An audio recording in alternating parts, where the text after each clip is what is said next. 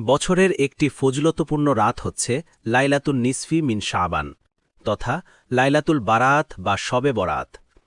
এই লাইলাতুল বারাতে নিহিত রয়েছে মুমিন মুসলিমের মুক্তি ও কল্যাণের বিভিন্ন উপকরণ। তাই এ রাতকে বলা হয়েছে লাইলাতুল বারাত বা মুক্তির রাত। অন্যদিকে পবিত্র মাহে রমজানের পূর্বের মাস হওয়ার কারণে শাবান মাসকে বলা হয়েছে রমদান শরীফের প্রস্তুতির মাস। লাইলাতুল বারাতের অনেক তাৎপর্য, ফজিলত ও বরকত রয়েছে। মহানবী সাল্লাল্লাহু আলাইহি ওয়াসাল্লাম ইরশাদ করেন, শাবান মাস হল আমার মাস, আর পবিত্র রমজান মাস হল মহান আল্লাহ তাআলার মাস। তিনি আরও বলেন, তোমরা শাবানের চাঁদ সঠিকভাবে হিসাব রাখো, কেননা শাবানের চাঁদের হিসাব ঠিক হলে রমজানের চাঁদের হিসাব সঠিক হতে সহায়ক হবে। হজরত আলা ইবনে হারিস রহমতুল্লাহি আলাইহি থেকে বর্ণিত, হজরত আয়েশা রাদিয়াল্লাহু তাআলা আনহা বলেন, একবার রাসূল সাল্লাল্লাহু আলাইহি ওয়াসাল্লাম নামাজে দাঁড়ান এবং এত দীর্ঘ সিজদা করেন যে আমার ধারণা হয় তিনি হয়তো মৃত্যুবরণ করেছেন।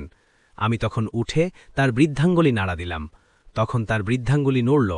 যখন তিনি সিজদা থেকে উঠলেন এবং নামাজ শেষ করলেন, তখন আমাকে লক্ষ্য করে বললেন, হে আয়েশা বা ও হুমাইরা, তোমার কি এ আশঙ্কা হয়েছে যে আল্লাহ ও তার রাসূল তোমার হক নষ্ট করবেন? আমি বললাম, তা নয় ইয়া রাসূলাল্লাহ, আপনার দীর্ঘ সিজদা দেখে আমার আশঙ্কা হয়েছিল আপনি মৃত্যুবরণ করেছেন কিনা। নবীজি সাল্লাল্লাহু আলাইহি ওয়াসাল্লাম জিজ্ঞাসা করলেন, তুমি কি জানো এটা কোন রাত? আমি বললাম, আল্লাহ ও তার রাসূল সাল্লাল্লাহু আলাইহি ওয়াসাল্লাম ভালো জানেন। রাসূল সাল্লাল্লাহু আলাইহি ওয়াসাল্লাম বললেন, এটা হলো অর্ধ শাবানের রাত।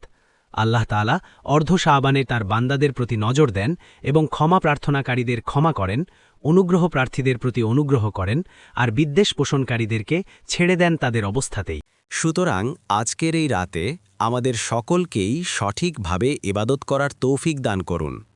আমিন।